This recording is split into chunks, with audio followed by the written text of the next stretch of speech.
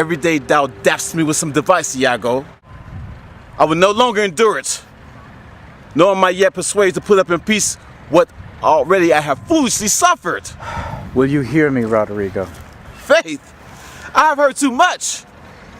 Your words and actions are no kin together. You charge me most unjustly. With naught but truth.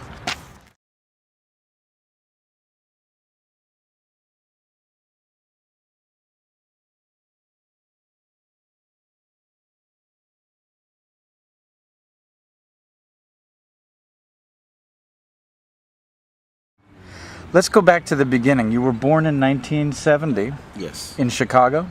Yes. Okay. Was your family in the Robert Taylor homes at that time? Yes. Okay. And give us a vivid memory from your early childhood. I know you have some from age 3. Oh yes, yes. Amazingly, I actually have like snapshot pictures in my mind about things that occurred to me and things that happened while I was at the age of 3. One particular thing I remember was I actually saw myself falling out of 5 stories. You saw yourself, or it happened? It not only happened, but I actually saw myself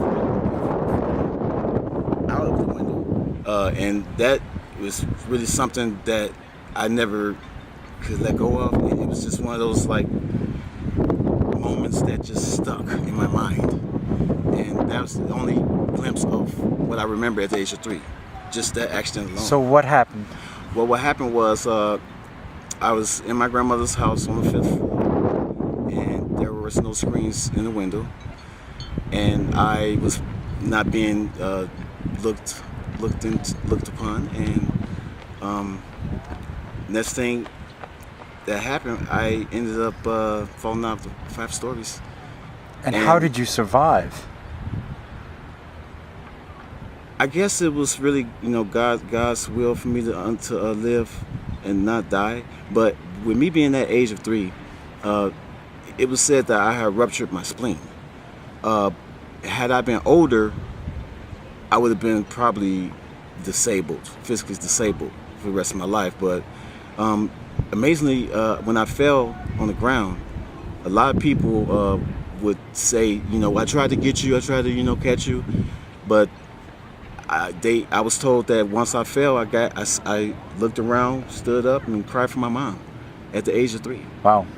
So that was the first of the 3 accidents at the age of 3. So you had 2 other near-death experiences. Yes. And what were the other ones? The second one was I had a mirror fall on top of my head. Me and my sisters was jumping on the bed, and the hinges from the vibration of the bed, eventually had shook the dresser, and the hinges kind of loosened, and a big giant, like what I would say 2-inch thick mirror, just oak, just outright just fell right on top of my head, and my mother immediately grabbed me, and she took me to the washroom, and she panicked, but she there was glass embedded inside of my head, and so she took a razor blade instinctively and just like cut the excess like encased glass that was inside my head. So I did get an operation, but I do have like a quarter-sized bald spot. It's like dead skin cells. It feels pretty funky actually, but that's the second accident that happened with me at age 3. Okay. And do you remember how many stitches you got? I don't recall getting any stitches.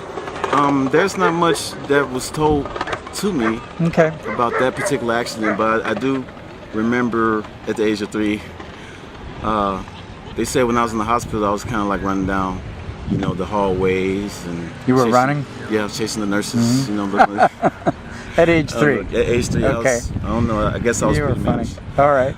Now my last and most critical accident at the age of 3 was I have fell through 2 flights of railings, where it was on the 4th of July, and I was being unattended to, because that's usually what parents did, in the hood, in the ghetto, because that was just a different mindset.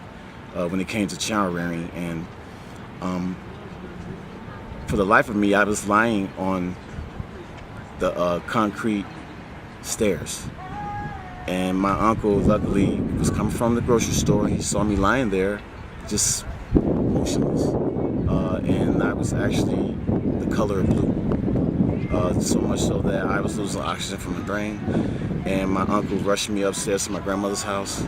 And my grandmother saved my life by just acting out, without even having a second thought. And she got like a bunch of like ice and just placed it right on my groin and just, built it up. And it was like, if there's a God, let my grandson live. And I just like from the shock of the ice, I Wow. was revived. And that was this accidents that I had at the age of 3. Okay. And there was some feeling with your family that these accidents actually had an effect on you that was strangely positive. Yes.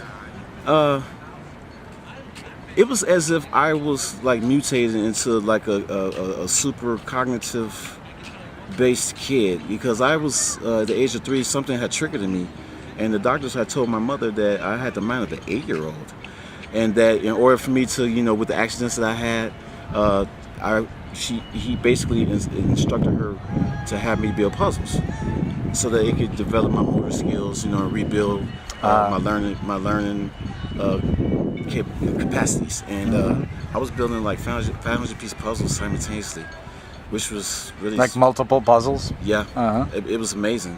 Wow.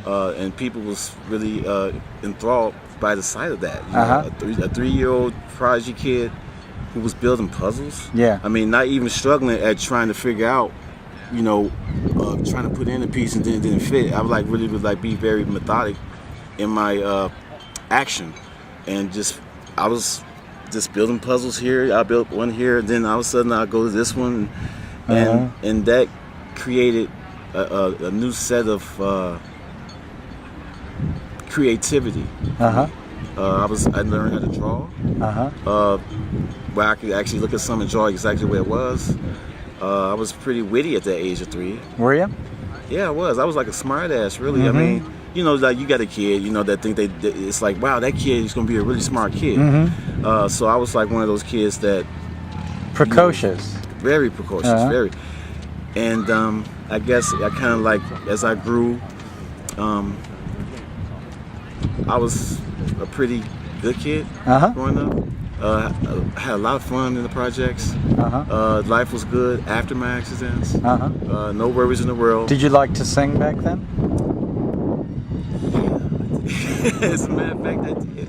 I was actually like really entertainer even before I came out of my mother's womb, and they would say I would like do shows at the age of 3.